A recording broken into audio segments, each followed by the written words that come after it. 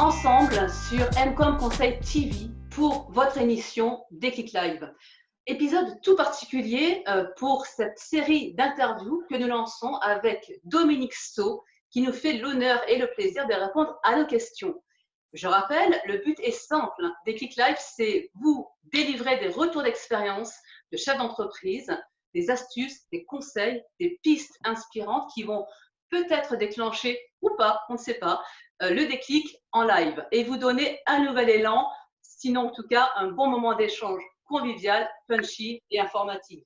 Donc, bienvenue à vous, bienvenue à toi Dominique. Merci Mélinda, quel accueil, c'est très gentil, c'est un vrai plaisir pour moi vraiment et un honneur partagé d'être là.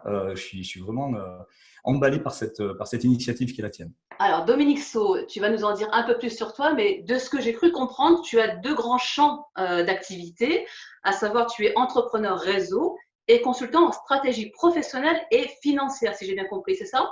Oui, absolument. En fait, j'interviens dans deux grands domaines.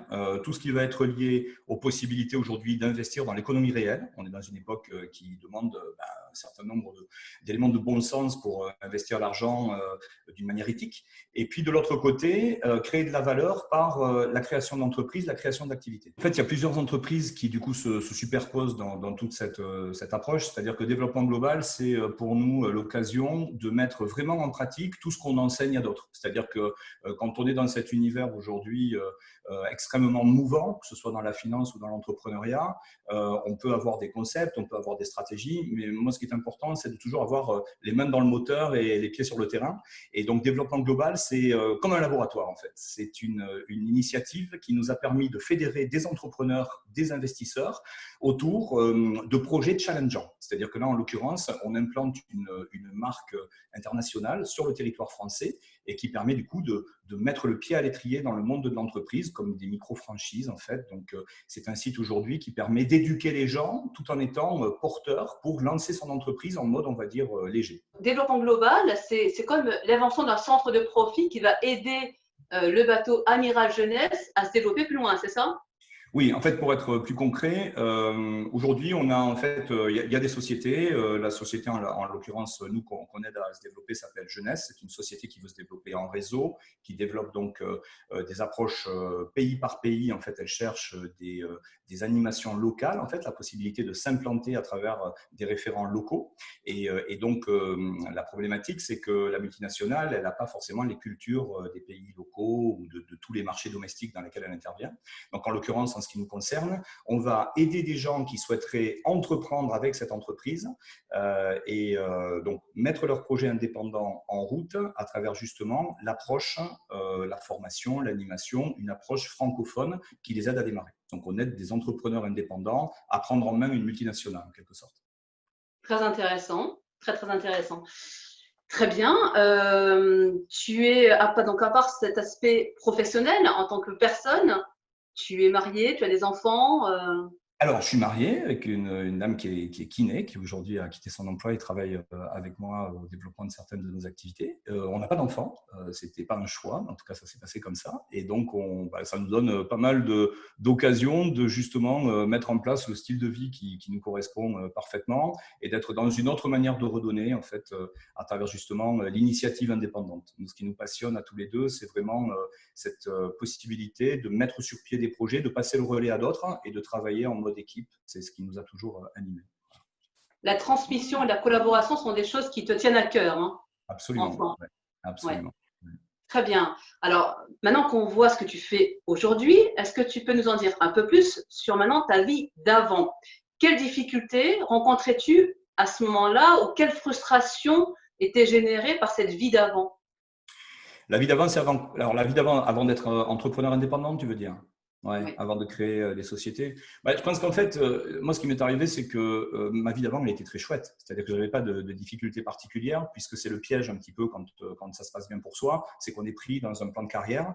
Et donc, moi, j'ai eu la chance de travailler aussi bien dans des multinationales que des PME, et à chaque fois, avec des postes où j'inventais mon emploi. Donc, j'étais en quelque sorte intrapreneur. Donc, c'est vrai que j'ai toujours cet élan créatif ou la volonté de créer mon propre emploi, ça a toujours été là.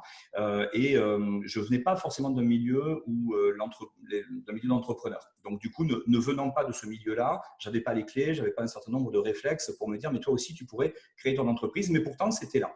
Donc en fait, il y avait à la fois ce sentiment d'avoir des jobs tous passionnants. J'ai eu la chance d'être dans des entreprises qui m'ont vraiment passionné. J'ai vraiment ouvert beaucoup d'aspects métiers dans différents domaines.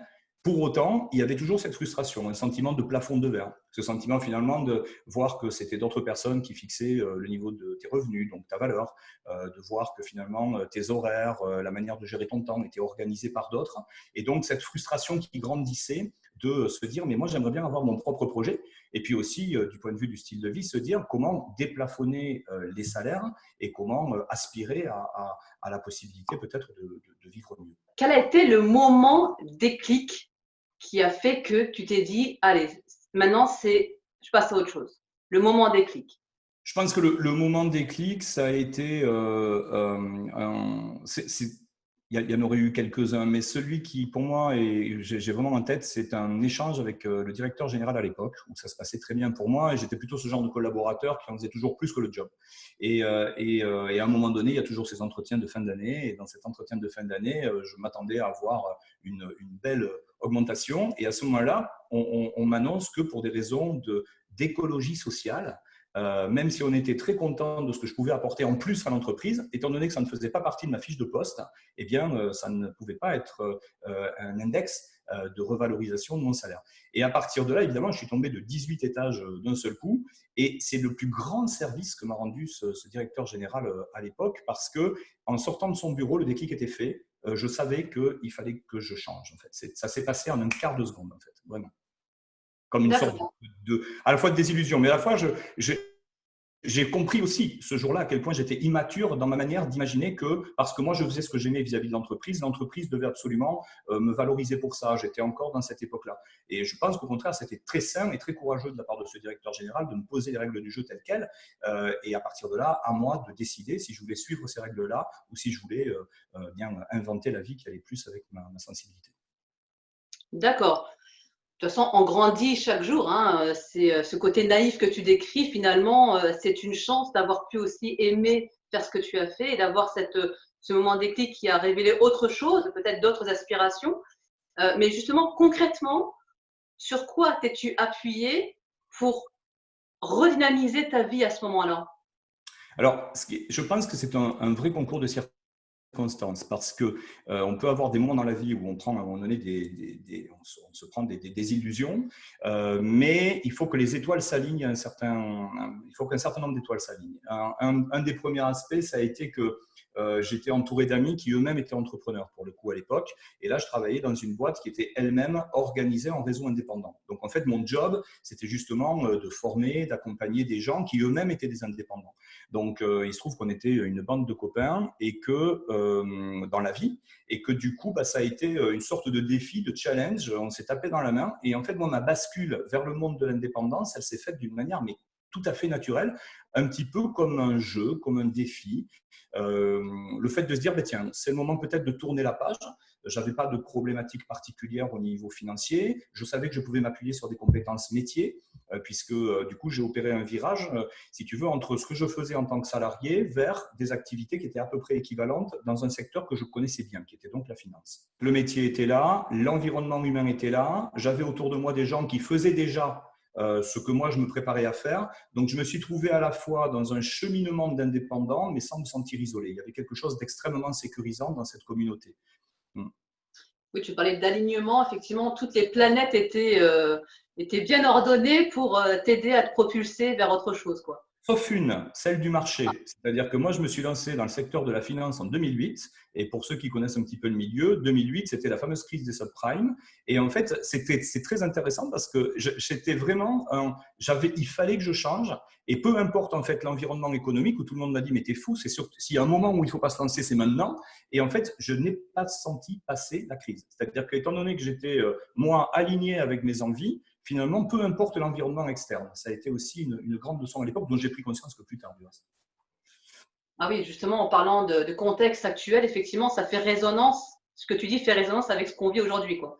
La principale leçon justement que tu as tirée de cette décision, c'est celle-ci, c'est pouvoir justement se faire confiance et engager une dynamique, même si les astres ne sont pas totalement… Oui, en fait, comme on dit, il y a cette phrase que j'aime beaucoup, je crois que c'est le patron de LinkedIn qui disait l'entrepreneur, c'est celui qui saute et qui construit l'avion sur le chemin de la descente, en fait. C'est que moi, j'ai mis quoi, une bonne dizaine, quinzaine d'années avant de vraiment me lancer.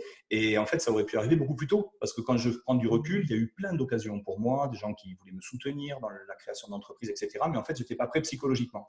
Donc, ça veut dire deux choses. Ça veut dire que quand l'environnement est là, mais que nous, on n'est pas prêt, eh ben, les gens ne comprennent pas autour de nous parce qu'ils nous disent mais pourquoi ils ne se lancent pas. Et quand à l'inverse, tout porte à croire que ce n'est pas le moment de se lancer, mais qu'on le sent soi-même, à partir de là, il faut y aller. Donc on revient sur ces fameux schémas, suivre son impulsion. Je pense qu'il faut un petit grain, voilà, il faut arriver à s'écouter quand on est dans ces démarches-là pour se dire allez hop, c'est là que je dois aller, une sorte d'appel, quoi. On répondra à un appel un petit peu plus profond. J'ai envie d'aborder maintenant, Dominique, un peu plus ta vision de chef d'entreprise, d'accord? Oui, bien sûr. Toi, qui as une expérience forte dans la finance, quel regard portes-tu sur la vie économique française et par extension sur nos dirigeants, les dirigeantes et les dirigeants français?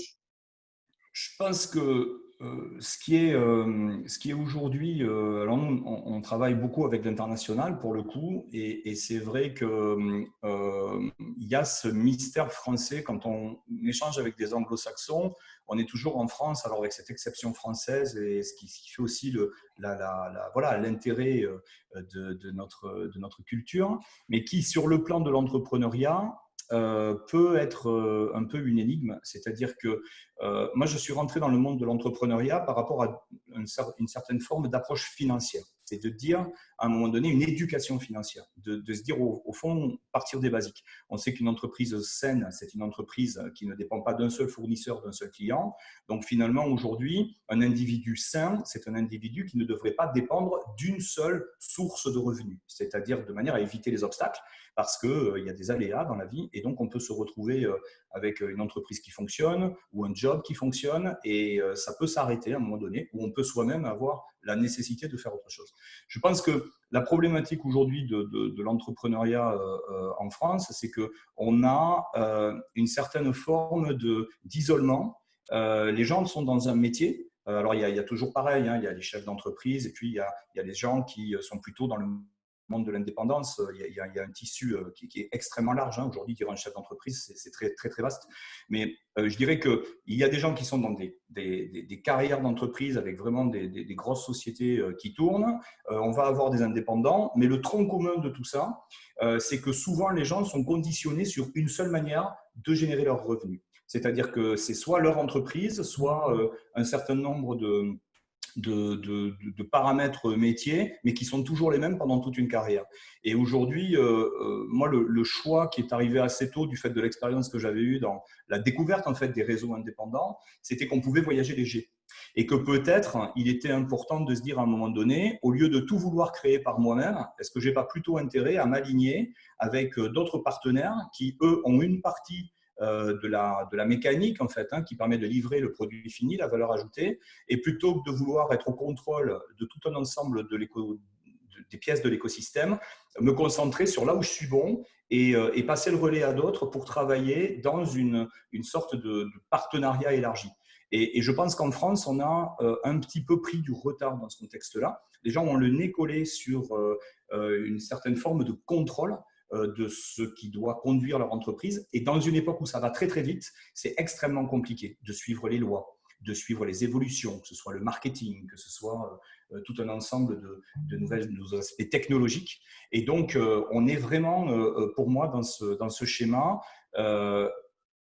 où plus on va aller vers l'ouverture et plus on va pouvoir s'abandonner soi-même en tant que chef d'entreprise, mais plutôt se voir comme un acteur de la chaîne économique, plus on va évidemment ouvrir des opportunités en phase avec notre époque. D'accord. Quelque part, ce que tu décris là ressemble à une forme de toile qu'on tisse, d'accord, qu'on appelle aussi communément réseau. Je pense que c'est un mot qui te caractérise particulièrement, n'est-ce pas, Dominique? D'accord. Le mot réseau. On va voir qu'est-ce qui se cache derrière ce mot réseau, parce que concrètement parlant, on parle beaucoup, tu sais, de Tupperware, faut pas se leurrer, on entend parler de réunions, réseau, affiliation réseau, beaucoup de termes finalement décrivent une situation qui n'est pas, je pense, encore très explicite, très claire dans la tête des gens. On entend parler voilà, de beaucoup de choses, mais on ne sait pas ce que c'est exactement. Et je Oui. pense que ça peut aussi créer des peurs ou des incompréhensions et des réticences. Pour Oui. toi, qu'est-ce qu'un réseau? Quels sont ses traits, ses caractéristiques et ses préalables? En gros, Dominique, dessine-moi un réseau. Ouais, bah écoute, tu fais bien de mettre le doigt dessus parce que aujourd'hui, nous, on aborde tout ça quasiment comme des consultants parce que on doit vraiment réveiller les Français par rapport à cette nécessité de travailler en collaboration. Et la collaboration, aujourd'hui, c'est vrai que dans les éléments que tu décris, ils sont très caricaturaux, la réunion tupperware ou les réseaux pyramidaux. Enfin, aujourd'hui, il y a tout un ensemble de gros mots qui sont souvent le reflet d'un manque d'éducation ou d'un manque aujourd'hui de compréhension de là où va l'économie. Aujourd'hui, il faut comprendre en fait que l'économie bouge très très vite et donc de plus en plus de sociétés vont fonctionner comme des plateformes. Et à l'intérieur de ces plateformes, on va avoir donc une approche e-commerce qui permet tout d'un coup à une entreprise de se déployer à l'international d'un claquement de doigts. Encore faut-il organiser la logistique, installer les produits dans les pays. Mais il n'est plus rare aujourd'hui de pouvoir prendre part à un modèle d'entreprise international instantanément. Un réseau, c'est ça. C'est une société qui tout d'un coup dit, moi je vais externaliser ma distribution et je vais confier ma distribution à des acteurs locaux parce que ce sont des gens qui connaissent leur marché. Et donc on est un petit peu dans l'évolution de la franchise, tout simplement. On est dans un canal, un modèle de distribution qui fait que on a ici une approche qui moi me passionne dans le sens où elle est inclusive. Pendant toute ma carrière, j'ai travaillé aussi bien dans la finance et dans la création d'emplois. L'idée, c'était de se dire comment on crée de la valeur pour les gens, comment on crée une valeur durable, diversifiée et avec de l'effet de levier, c'est-à-dire ne plus être payé pour le temps qu'on passe au travail, mais plutôt pour la valeur que j'aide à créer. Et ici, stratégiquement, en tant qu'entrepreneur, ça devient très simple. Est-ce qu'il n'est pas pertinent de se dire, tiens, si quelque chose fonctionne bien, si une entreprise a un vrai succès, comment est-ce que moi, je pourrais être un amplificateur de ce succès? Donc, plutôt finalement que de tout vouloir réinventer dans mon coin, parce que moi, au début, quand j'étais étudiant ou jeune salarié, je me disais, mais pour créer une entreprise, il faut avoir l'idée de génie, il faut avoir le truc. Et en fait, pas du tout. Pour créer une entreprise, il faut juste sentir un petit peu les tendances. Or, aujourd'hui, la tendance, c'est qu'il y a un certain nombre de secteurs d'activité qui ont le vent en poupe. Là, on vient de sortir du confinement et tous les modèles en réseau, justement, qui savaient travailler en ligne, tirent leur épingle du jeu. On a vu, nous, la branche italienne, par exemple, faire x2 entre le mois de février et le mois de mars, où ça a été le plein confinement en Italie. Et pourtant, la marque, en l'occurrence, qu'on aide à installer sur le marché français, a explosé sur le marché italien. Dans cette même période, tout le monde est venu nous solliciter dans le fait de se dire comment est-ce que je peux prendre part à ce développement. Et donc, le travail en réseau, c'est ça. Le travail en réseau, c'est d'arriver à s'intéresser à toutes les catégories de personnes qu'on a en face de soi pour se dire comment elle peut faire partie de l'équipe. Sans s'embarrasser des contrats salariaux, sans s'embarrasser des modes de collaboration, sans travailler le côté management ou directif, juste en allant plutôt chercher ce qui motive les gens à venir collaborer avec nous.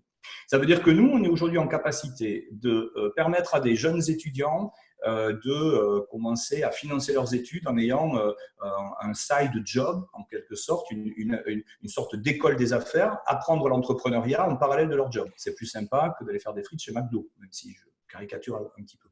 Mais on va avoir aussi des retraités qui souhaitent compléter leurs revenus parce que eux, ce qu'ils veulent faire, c'est retransmettre. Et à leur propre rythme, ils vont pouvoir délimiter le partenariat qu'ils souhaitent avoir avec l'entreprise. Et puis, on a des capitaines d'industrie, des cadres supérieurs, des cadres en transition qui, eux, veulent carrément opérer un virage de carrière ou carrément amener la marque au plus haut niveau sur le plan national ou sur le plan international. Donc, du coup, quand on travaille en réseau, en fait, on travaille l'humain et on va entrevoir comment d'autres métiers périphériques aux nôtres peuvent contribuer et tirer leur épingle du jeu d'un écosystème. Je donne un exemple concret. Là, on travaille dans le secteur santé-bien-être. On a mené une action, par exemple, avec certains cœurs de métier comme l'ostéopathie ou autres, pour permettre à ces gens-là à la fois de découvrir d'autres pratiques. Donc, on leur amène des protocoles de soins, on amène des gammes de produits, mais on amène aussi pour eux des occasions de rajouter un métier à leur métier et de devenir en quelque sorte des formateurs pour d'autres ostéos qui auraient envie finalement de mettre sur pied cette branche dans leur activité. Donc en fait, l'idée, c'est de se dire qu'on est dans une époque où finalement, si à un moment donné, la crise économique fait que je ne peux plus exercer mon métier de manière traditionnelle, tous les métiers, par exemple, qui étaient liés au fait de travailler en one-to-one, d'être physiquement avec mon client, eh bien, tous ces métiers-là, aujourd'hui, doivent se réinventer. Et quand on travaille en réseau, on a ça instantanément. C'est-à-dire qu'on peut aujourd'hui permettre à quelqu'un, que ce ne soit qu'à travers l'apport d'affaires, hein, de nous recommander quelqu'un, de nous recommander un professionnel de son entourage et du coup d'être intéressé financièrement à cette recommandation. Donc ça peut aller aussi bien de la recommandation rémunérée jusqu'aux activités métiers, jusqu'au carrément à de la stratégie et la mise en place d'un réseau de distribution, aussi bien sur le web que dans la vraie vie. Donc on est capable, grâce aux partenariats que proposent les sociétés en réseau, de mettre ça sur pied. Oui, donc c'est extrêmement modulable, vu les profils très variés qui se proposent, etc., et qui existent. Effectivement, c'est l'idée de pouvoir, via une intelligence collective, et en tout cas de pouvoir, via cette collaboration, permettre aux uns et aux autres d'y trouver un équilibre de vie quelque part entre effectivement ne plus être payé pour le temps passé, mais plutôt pour sa valeur ajoutée. Et je me permets de faire un point aussi sur les nouveaux métiers qui aujourd'hui ont été impactés par cette notion de valeur grâce ou à cause du confinement. Oui. Je pense à tous ces métiers d'aide-soignant, personnel soignant, tous ces petits métiers qui finalement avant étaient discrets, voire invisibles. D'ailleurs, on les appelle les invisibles. Et aujourd'hui, on voit à quel point leur valeur ajoutée est cruciale dans une crise sanitaire comme on a vécu là. Donc, cette valeur ajoutée dont tu parles, effectivement, grâce au réseau, cette mécanique réseau permet d'apporter une valeur ajoutée supplémentaire, en tout cas de développer aussi peut-être ses propres valeurs ajoutées. C'est parce que ça se met au pluriel aussi. Oui, en fait, exactement. C'est-à-dire qu'aujourd'hui, c'est plus se voir dans l'époque de 2020. C'est-à-dire à l'époque de 2020, je peux avoir mon métier, je peux avoir un métier très classique en fait, et on pourra parler même des métiers plus de l'ordre de l'encadrement ou des métiers de dirigeant. Mais si tu prends un métier même très ordinaire, enfin très brut, un métier de terrain, un métier coiffeur par exemple, tu vois, même des métiers artisanaux. Ok, je peux me voir comme un coiffeur, mais je peux me voir aussi comme quelqu'un qui en fait est au contact d'autres personnes qui certes viennent me voir à moi parce qu'il y a une interaction coiffure, mais en réalité, ces gens-là, ils ont une vie autour. Donc, ça veut dire que dans la possibilité d'apporter plus de valeur à ma clientèle, je pourrais aussi m'intéresser plus largement à l'individu. Donc, ça veut dire que le coiffeur, ben, soit il se cantonne au fait de coiffer les gens, soit tout d'un coup, il envisage le fait de mettre sur pied une approche beaucoup plus tournée sur le secteur d'activité de la beauté, de la santé, du bien-être, et à ce moment-là, de poser les bonnes questions à ses clients et peut-être d'apporter une prestation de service élargie, qui peut aussi bien aller sur de la fourniture de produits annexes, on pourrait très bien imaginer passer de la coiffure à la cosmétique, ou carrément d'aller sur des territoires de jeu beaucoup plus tournés sur l'éducation. Aujourd'hui, les gens ils adorent aller sur Internet, et moi j'ai vu des très très bonnes initiatives de gens qui se sont mis à faire des vidéos sur Internet pour apprendre par exemple à utiliser une tondeuse à la maison, par exemple, parce que le coiffeur il pouvait plus exercer. Donc en fait, on s'aperçoit que l'information, on est rentré aujourd'hui dans l'ère de l'information. Donc les entrepreneurs d'hier, il fallait qu'ils aient les moyens solides, les reins solides pour bâtir par exemple une usine. Il y a quelques années auparavant, c'était plutôt le service. Et aujourd'hui, on est passé dans l'information. Et la bonne nouvelle, c'est que l'information, ça nous rend tous finalement égaux par rapport à la possibilité de créer une entreprise ou de diversifier ses activités.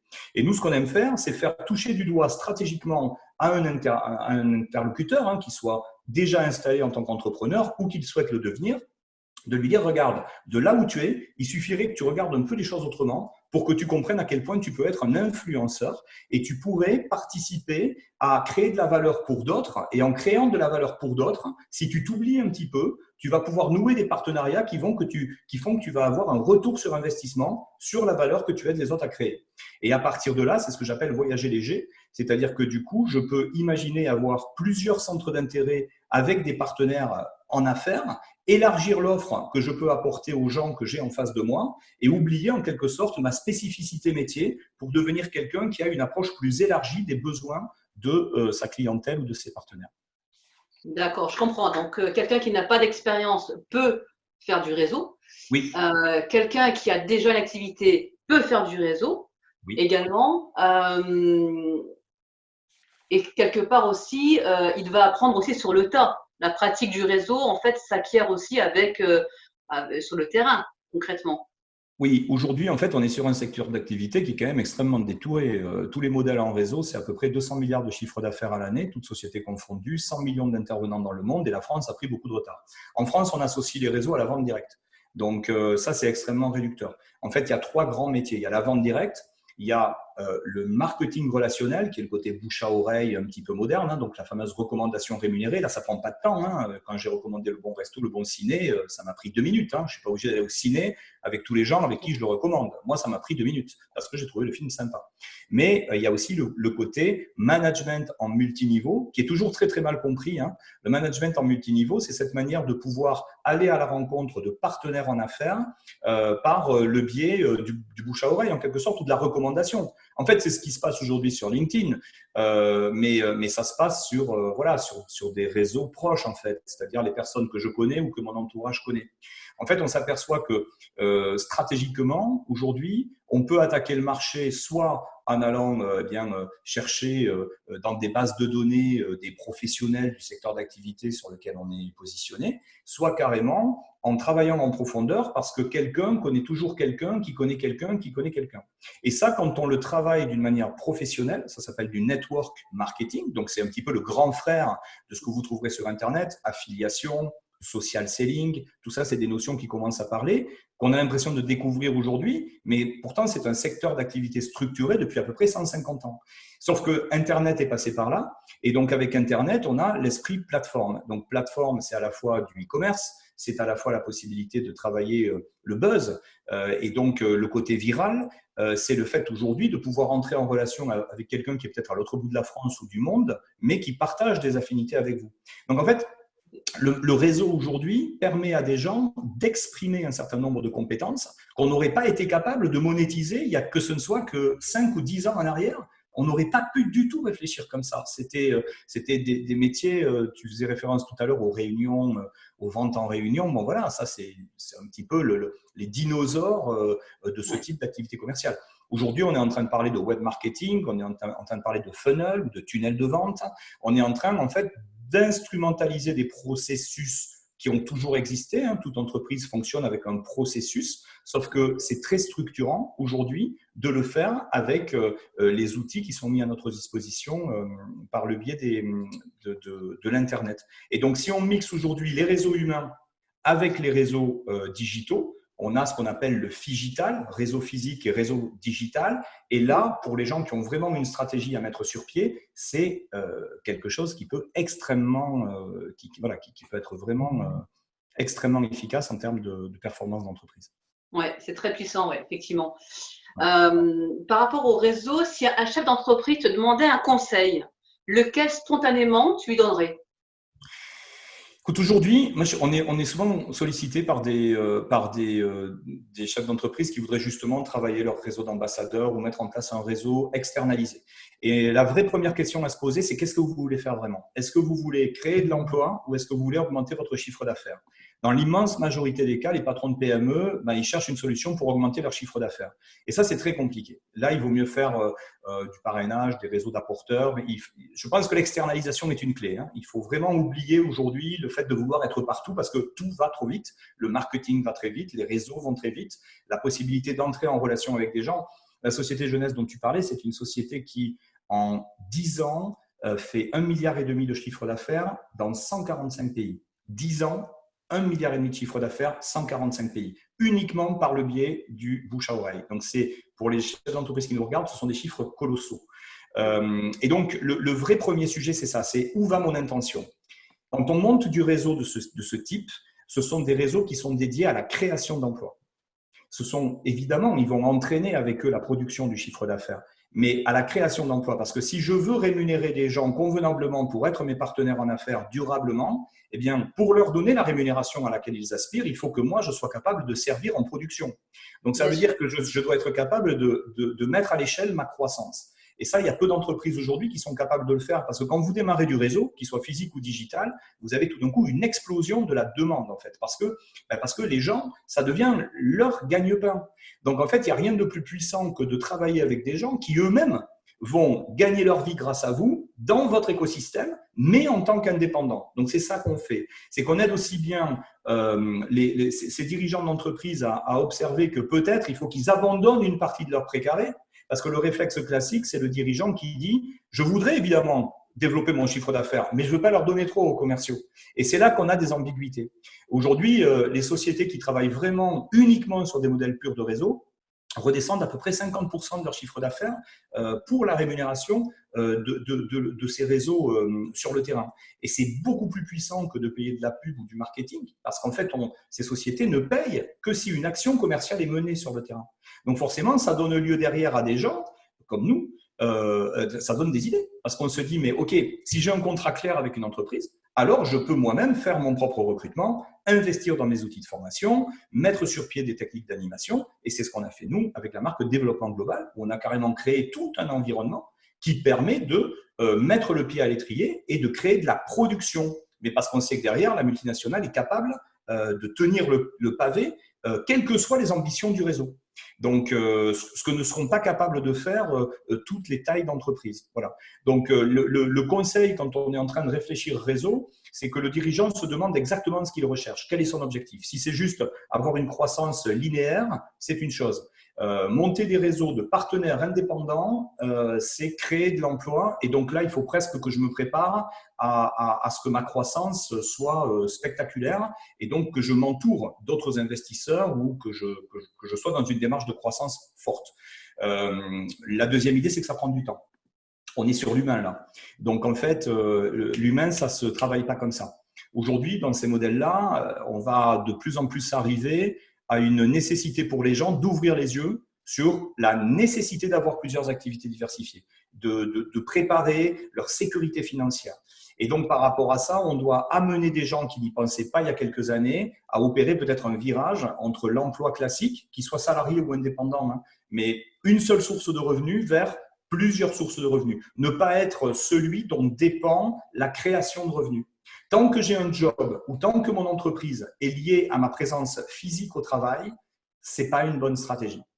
Et on estime aujourd'hui qu'une société jusqu'à 500 salariés, le dirigeant ne peut pas s'exclure parce que quand le dirigeant s'écarte, eh bien sa société, petit à petit, le classique, c'est quand le chat n'est pas là, les souris dansent. Mais c'est vrai qu'aujourd'hui, on a beaucoup de dirigeants de PME qui sont certes propriétaires de leur entreprise, mais parfois c'est plutôt leur entreprise qui les possède. Et c'est pour ça que j'insiste sur le fait de se dire on peut voyager léger. Je veux dire, aujourd'hui, dans le modèle qu'on évoque, l'une des plus belles réussites européennes, c'est un garçon qui a 34 ans, qui est en Allemagne. Il a un salaire à 6 chiffres mensuels. Alors, évidemment, c'est quelqu'un qui crée de l'emploi, c'est quelqu'un qui est devenu une rockstar dans son domaine, mais ça fonctionne vraiment. Donc, en réalité, on est capable aujourd'hui de créer de la valeur et de mettre sur pied des activités alors que ces sociétés-là ont déjà tout pensé. On est dans de la mutualisation. Donc, ce à quoi pourraient penser les dirigeants aujourd'hui, c'est peut-être se dire comment est-ce que je pourrais modéliser mon processus de travail, créer des outils qui vont aider les gens à développer finalement mon entreprise avec des outils que moi j'ai pensés pour eux, mais leur donner une indépendance dans la manière dont ils souhaitent le faire. Certains le feront à temps partagé, d'autres le feront à plein temps. Mais je dois me demander comment, demain, je peux en fait modéliser mes processus de travail pour les mettre dans les mains d'autres personnes, pour dupliquer ce que certains cadres ou mon réseau commercial sait faire. Peut-être que demain, ça, je pourrais en faire une proposition de valeur pour créer de l'emploi à l'extérieur de mon entreprise. D'accord, très bien. Merveilleux conseil pour nos dirigeants qui nous écoutent, que de repenser peut-être les croyances limitatives, de repenser les modèles et de pouvoir se projeter vers quelque chose de plus stimulant, de plus agile et peut-être de plus adéquat par rapport aux attentes de leurs collaborateurs, des consommateurs, des partenaires, etc. Dominique, oui. Je suis allée fouiller un peu, j'ai questionné un peu ton entourage. On m'a parlé de toi comme un bourreau de travail, comme une force tranquille, je cite, force tranquille. Justement, toi, en tant que dirigeant, es-tu capable de lâcher prise et trouves-tu le temps de trouver justement un équilibre entre la vie perso et la vie professionnelle? Waouh, vaste sujet. En fait, oui, c'est normal quand tu dit ça. Alors, force tranquille, ça dépend. Plus on est proche, moins c'est tranquille, en fait. Hein. Il faudra dire ça à ma femme. Euh, Bourreau de travail, je dirais plutôt passionné. En fait, je pense que la majorité des gens aujourd'hui qui sont dirigeants, ça s'impose à eux. Hein.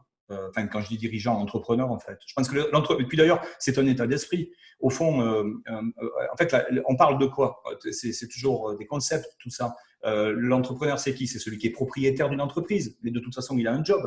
Puisque du coup, il vient, il exerce un job de gérant ou un job de manager ou un job d'expert ou un job d'artiste. Mais en fait, à la fin de la journée, on est tous à peu près égaux. Donc moi, j'aime cette approche d'égalité et j'ai cette chance de toujours, j'ai toujours besoin de savoir de quoi je parle. Donc c'est vrai que ça a créé cette enseignabilité. Je passe mon temps à étudier, j'adore ça. Et en fait, c'est vrai que pour les gens qui nous observent de l'extérieur, je sais qu'on a un mode de vie avec Corinne qui est parfois déroutant parce que les gens ont le sentiment qu'on est complètement… En fait, on a un mode de vie privé qui est très, très imbriqué avec notre vie pro. Mais parce que pour moi, il n'y a pas de vie pro. C'est-à-dire que en réalité, on a la chance aujourd'hui d'avoir nos bureaux à la maison, de travailler avec des gens qu'on choisit, de travailler le temps qu'on souhaite, hein, de travailler dans un secteur d'activité qui touche à la santé. Donc, la santé, on apprend plein de trucs. Hier encore, on était un dimanche et pourtant, on avait une conférence à 18h avec un éminent scientifique qui nous parlait des cellules souches, qui nous parlait des nouvelles avancées de la science sur la santé. En même temps, on était en train de développer nos projets, mais moi, j'aurais payé pour assister à cette conférence en tant qu'individu privé. Donc, en fait, quand on a la chance de pouvoir intervenir aussi bien sur des domaines qui touchent au développement personnel, ce matin, on était une trentaine de jeunes entrepreneurs en formation, on appelle ça les ateliers déclic, et donc j'avais une trentaine de personnes en face de moi et on faisait des cas particuliers, des cas réels, en live, c'était passionnant. Et quelle époque formidable. On est en plein confinement. Alors nous, on a mis ces ateliers sur pied pour le confinement. Le confinement est fini, mais les gens sont toujours là. Donc c'est qu'il y a une vraie demande en fait. Le confinement a permis aussi de révéler ces besoins. Donc bourreau de travail, en fait, je bosse beaucoup, mais j'ai pas l'impression de bosser. Donc en fait, moi, voilà, on est en train en ce moment d'étudier comment on fait pour craquer le code de LinkedIn ou utiliser les médias. Je suis passionné de vidéos, par exemple. Et du coup, voilà, en même temps que j'apprends à faire des vidéos, je peux en plus les faire dans un environnement qui m'est familier. Donc voilà. Comment on concilie la vie privée et la vie professionnelle? Nous, on travaille en couple. Incroyable, hein? Alors, oui, tu vois, Corinne a lâché son job de kiné parce qu'on avait des activités tous les deux. Donc, on travaille à la maison, on travaille en couple. On a en plus un mode de vie très, très light, quoi, puisque du coup, n'ayant pas d'enfants, c'est vraiment que des choix. On travaille avec des gens qu'on choisit. C'est parfois un sacerdoce, hein, parce que nous, on a fait le choix, par exemple, on a la chance de pouvoir offrir toutes nos formations. On ne fait pas payer les formations. J'ai des petits camarades, ils font payer entre 3 et 5 000 euros les formations qu'ils développent. Nous, on va se payer au résultat parce qu'on veut jouer le match sur l'équipe. Donc, je ne sais même pas où te dire à quel endroit je me sens dans une activité professionnelle. Je me sens dans du challenge. Je me sens aujourd'hui face à un contexte où on a des choses à jouer pour la France, en fait, parce qu'il faut redynamiser l'initiative économique, il faut redonner l'espoir aux gens, confiance en eux. Ce que j'observe, c'est des gens qui ont perdu complètement la confiance en eux. Et nous, on a la chance, en fait, d'avoir mis la main sur des modèles économiques qui, heureusement, ne dépendent pas que de nous. Moi, j'ai des activités qui dépendent que de moi. Elles sont super stressantes. Hein. Au cap de la cinquantaine, on n'est pas à l'abri de l'envie de partir en vacances, de devoir s'occuper de ses proches ou même d'avoir des questions de santé qui font qu'on n'est pas aux manettes. Quelle responsabilité! Donc moi, aujourd'hui, j'ai voulu organiser ma sécurité financière et mes activités entrepreneuriales à des endroits où je peux apporter de la valeur ajoutée. Mais si demain, je ne suis pas là, ça marche quand même. Donc, en fait, c'est plus des choix stratégiques qui font que notre mode de vie privé, il est cool, en fait, parce que finalement, on ne doit de compte à personne. Comme on dit souvent chez nous, on croit en tout le monde, mais on ne compte sur personne. On travaille avec des indépendants, mais chacun est à son compte et pilote son chiffre d'affaires. Il y a des gens qu'on recrute aujourd'hui, mais qui ont plus d'ambition que nous, et le modèle économique ne les plafonne pas. Si c'était moi le boss dans mon entreprise, ok, les gens travailleraient pour moi. Alors que chez nous, les gens travaillent avec nous. Et si jamais ils tapent dans la balle plus fort que nous, ils auront des meilleurs résultats que nous parce qu'ils sont en partenariat avec une multinationale où là, par contre, il n'y a pas de limite. Celle-là, il faut bien la choisir. Le partenaire avec lequel on bosse, il faut bien le choisir. Mais après, moi, je ne suis qu'un modeste membre d'un réseau qui comme du compagnonnage 3.0, est en train d'expliquer à d'autres comment ça marche pour lui. Parce que d'autres avant moi m'ont expliqué comment ça marche pour eux. Et la chance d'une vie qui nous est arrivée, c'est de rencontrer des gens qui sont éminents, hein, c'est les 28e mondiaux, toutes sociétés confondues historiquement dans la catégorie, qui nous ont pris sous leur épaule. Et ça fait, voilà, c'est un parcours sur 10 ans à peu près. Et avec ces gens-là, on a pu découvrir ce qu'était la vraie liberté financière. Et la vraie liberté financière, finalement, elle ne dépend pas du chiffre que tu as sur ton compte en banque, en fait. Elle dépend de la manière dont tu gères ton temps et de type d'activité où tu mets ton temps et des gens avec lesquels tu le passes. Tout à fait. Écoute, pour terminer, j'aime bien cette notion de liberté, de passion. Pour terminer, quelle est l'idée ou l'idée de génie qui peut être devenue d'ailleurs ton mantra? Quelle est l'idée de génie qui t'anime aujourd'hui, que tu retiens? Waouh, ça c'est une vraie bonne question. Ne vous demandez pas comment, demandez-vous avec qui. Je pense qu'on est dans une époque où on revient aux fondamentaux humains, vraiment. Et le grand paradoxe, c'est que vous avez des détracteurs de la technologie. Il y a des gens qui croient aujourd'hui que la technologie, ça casse l'humain. Et ça, c'est complètement faux. Aujourd'hui, la technologie nous permet de trouver exactement la bonne personne qui peut correspondre exactement à un savoir-faire dont j'ai besoin pour faire avancer un projet. Et donc aujourd'hui, je pense qu'on sort de l'individualité et qu'on rentre dans le collectif. Voilà, donc c'est ça, je dirais, en tout cas moi qui m'anime. J'évite de me demander comment, je me demande avec qui. Et à partir de là, voilà, ça peut ouvrir de très très belles autres discussions.